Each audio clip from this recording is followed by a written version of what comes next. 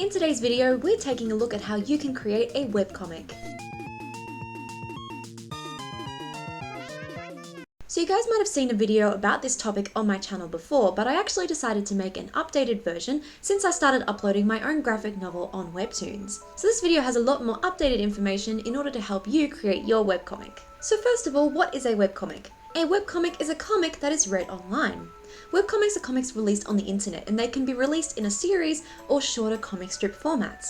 Another term for webcomic is a web manga, which follows more manga style in formatting. So the first thing you want to do is you want to choose your format. Most webcomics uploaded online today are uploaded in a vertical scrolling format. However, if you are uploading your webcomic on your own website, you may be able to choose to have your webcomic page flip from right to left or left to right. Some webcomics, especially if created in Oneul style, which is 4-panel style, are uploaded as a standalone page. So where do you upload your webcomic? You can choose to upload your webcomic on a webcomic site or host it on your own website, and let's take a look at the pros and cons of both of these options to help you decide. So first of all, let's take a look at the pros of uploading on a webcomic site.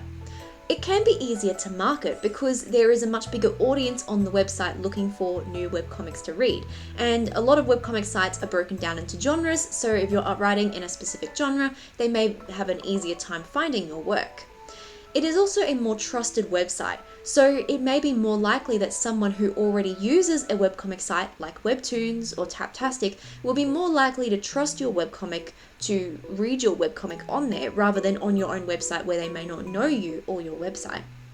It can also be harder to copy a webcomic on a webcomic site. They usually have specific coding in place to prevent people from being able to right-click and copy the artwork. And finally, it's also easier for beginners. If you are new to creating a webcomic and you want to get started straight away, then going with a webcomic site might be the better option. Now, there are also cons of uploading on webcomic sites. There are third-party terms you need to agree to. Now, while these third-party terms may not necessarily be bad, you are agreeing to these terms to post your webcomic on the website, and the company can update or change these terms at any time. So it is something to be a little bit cautious about when you are uploading your webcomic on a website that is not your own website. There is also minimal customization. If you're uploading your webcomic on a webcomic site, there will likely already be certain formats and styles, and you'll likely only have certain areas where you can customize or upload your artwork. There is also no newsletter, so if you want to notify your readers about new uploads of your webcomic, that would only be done through notifications on the website. You wouldn't be able to directly message your audience and be able to send them previews of your artwork or other updates through a newsletter. And then of course there is a bit more competition as well. This isn't necessarily a bad thing, but there are a lot more other people uploading on the webcomic site who may or may not be in a similar genre to what you're creating. So when you're uploading your webcomic onto this webcomic site, there may be other similar series. Now, the second main option for creating and uploading your webcomic is to upload it on your own website, and this is also something that is commonly done too. One of the main pros to uploading on your own website is there is more customization. You are able to customize all elements of how you want your website to look, whether it be the logo, the background, even the style of how your webcomic looks. You can customize all of these with the right knowledge. If you don't wish to follow a vertical scrolling format, you can also use a page turning format. Now, there are some webcomic sites that do this, like Jump Plus Creators, but in most cases with most webcomic sites, they will usually expect you to upload in a vertical scrolling format. Well, if you want your webcomic to look a little bit different or have a different format, you may be able to put that on your own website. It's also fully in your control, so you're not agreeing to any third-party terms and you're not going with another company. It's fully in your control, and the website is fully owned and created by you. You also have the ability to connect a shop if you want to do this. If you want to sell merchandise alongside your webcomic, then having a shop right there for your audience to be able to see your merchandise may be really helpful. Now, there are also some cons of uploading onto your own website too. It does require a bit more coding knowledge. Now, if you're going with an option like WordPress, it may require less knowledge, but it is still a little bit more technical than going with a webcomic site. It can also be a bit harder to protect from copying. Now, if you do have that coding knowledge, you can protect your work a little bit more, but if you don't have the knowledge to do so, it can be a little bit harder to protect your work from people right-clicking and copying your artwork. It is also a bit more expensive. If you're hosting the website yourself and designing the website yourself, it may be a little bit more expensive to do this than it would be to go with a webcomic site. It is also a bit harder to promote, so if you're having your webcomic on your website, you would have to encourage people to go to your website rather than to the webcomic site. Now, if your webcomic doesn't necessarily fit on most webcomic platforms, but it also doesn't seem right to put it on your own website, there are a couple of other options to consider. A major option to think about is Tumblr. There are plenty of people that upload their webcomic on Tumblr, and it's really good if you want to add a bit more customization to your webcomic, but you don't necessarily want to put it on your own website. If you plan on creating yonkoma or 4-panel comics, then Twitter or X may be a really good option. There are plenty of Japanese mangaka who actually upload yonkoma on X, and there's a really big community for this on there. So I recommend checking that out if that is something you're interested in. And then if you're planning on creating a more comical manga or comic, then you may want to check out Reddit. There are certain subreddits where people post their comic, and creating something really short and comical is really good to put on that platform where it may be more likely to be seen or shared. So when you begin creating your webcomic, the very first thing you want to do is develop your plot. To begin, start creating the plot and ensure that the story is something that you would be interested in over a long amount of time. Webcomics are a pretty big time commitment, so you want to make sure that this story is something you would be invested in for a long time as you create your story. You also want to find a hook. A hook is a writing strategy used to keep readers invested for longer. A good way to create a hook is to start with a basic plot and then create an intriguing twist. For example, a story about two childhood friends who like each other but are too afraid to say it. Little does the other character know that their friend is actually a time traveler and has been going back in time trying to find the right thing to say. A hook adds an unexpected element to the story. And then you also want to create your main characters. Create main characters who look good together. You want to aim to create characters who people would want to draw and talk about. There are a few ways you can do this. You can give the main characters personalities that interact in really interesting ways. This would keep readers invested for longer as they want to see more opportunities of these characters interacting. You can also give them designs that look good together, designs that balance each other and complement each other well. You can also force them to work together on the main story goal, and this may be especially interesting if these characters don't get along at first. You also want to know your genre. Webcomics have more expectations regarding genre, but this doesn't mean that you can't be unique. But when creating a webcomic, it's important to think about not only how you would create a story that would appeal to your audience, but also how to create a story that would appeal to you. I recommend focusing about 60% of your attention on creating a webcomic that you think would appeal to the people reading that genre, and then 40% of your attention focusing on creating something that you enjoy.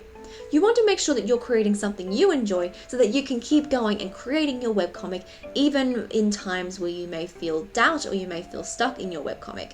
But you also want to make sure that you are thinking about the genre and thinking about what kind of story might appeal to your potential readers.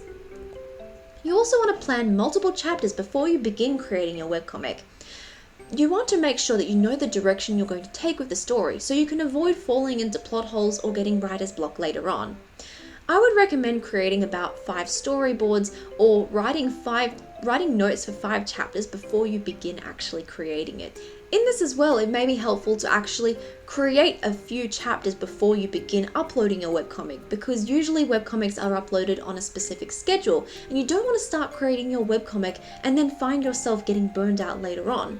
If you create a few chapters in advance and ensure that you can find a good schedule with creating your webcomic, you can prepare for these things early on.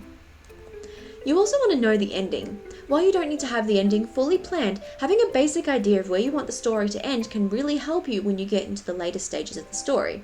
It can help you to plan out the middle part, knowing where you're working towards in the ending. Now, when creating a webcomic, one of the most important elements is knowing how to storyboard. Most webcomics are published in a vertical scrolling format, so for this section, we'll be looking at how to storyboard in this style. To begin, start by setting your canvas size. To keep your webcomic artwork high quality, I suggest setting your canvas size higher and then resizing it later. For this example, we will use a canvas size with a width of 2,400 pixels and a height of 10,000 pixels with a resolution of 600 dpi. This will help to keep your artwork really high quality, and then you can scale it down later on when you plan on uploading onto your chosen webcomic site. You may extend the height of the canvas if you need more space, or divide the file into multiple files in order to make it easier to create. This really depends on what your computer and drawing program can handle. So let's take a look at some panel styles that you may see in some webcomics. First of all, introduction panels. Set the scene by showing a background panel and then a character at a closer angle in the next panel. You may also include dialogue over the top of the artwork. There's also transforming panels. A fun way to use the vertical scrolling format is to have the image change as the reader scrolls. For this example, I started with a character walking in the forest and then showed the tree roots as the reader scrolled down and then had the roots fade into the character's hair. This example can be used in a wide variety of ways, including showing tall buildings, full body character designs, and gradients that fade and transition between scenes. There's also separated panels. One way to introduce a character or a scene is to separate it into multiple panels before showing the final reveal. This technique can also be used with text instead of artwork. And also there's standout panels. This is when you bring your character out of the frame to really help draw your reader's eyes to that character. This can be used in a wide variety of panel layouts and styles. It's also really important when you begin creating your webcomic to know the reading direction. Draw an imaginary line through each panel and dialogue. If it is easy to know where the eyes should look next, then the panel layout is good. But if it feels confusing, you may need to change the panel layout before finalizing your artwork. This is why storyboarding is really important. Create your storyboards first and read through the storyboards before finalizing your pages. And then, once you have read through your storyboards and are happy with your plan, it's time to finalize your artwork. When it comes to creating a webcomic, consistency is most important. So you want to ensure that you find a style that you can create consistently over time, but it also doesn't burn you out with way too many details. Balance is key. You may choose to color your webcomic or finalize it with black and white shading like in a manga. Once you have finalized your pages and you're happy with your artwork, it's time to begin uploading on a webcomic site or your own website and sharing your creations with the world. Thank you for joining me in today's video, everyone. I really hope you enjoyed it. If you did, please let me know in the comment section down below. Let me know what kind of webcomic you're creating because I'd love to hear about it and I'm sure others would love to hear about it too. Check out my own webcomic, Having Faith, now available in bookstores, libraries, and on Webtoons. Sometimes imaginary friends don't want to be imaginary. Having Faith is a psychological thriller graphic novel created by me, Midnight Cross, which focuses on what it means to grow up, make friends, and fall in love, all while trying to overcome the fears we create in our own minds. Again, thank you so much for watching. I hope you have an amazing day, and I'll see you in the next video.